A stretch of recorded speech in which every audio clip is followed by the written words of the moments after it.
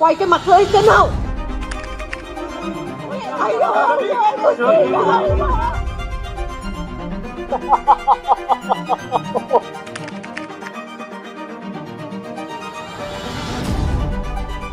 Tôi có còn là con người nữa hay không?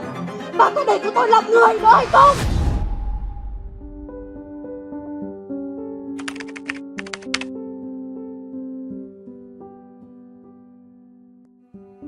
Mày vào đây thì mày là con ngựa, mày không phải là con người.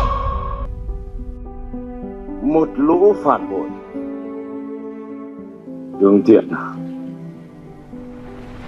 Lương Thiện à? Nhưng cái cuộc đời chó má này nó có để cho ta sống lương thiện hay không? Bọn Chánh Hào Lý Trường, bọn Sở Cẩm, bọn Mật Thám nó có để cho anh lương thiện đâu. Tao biết hết. Anh Liêm. Cái gì?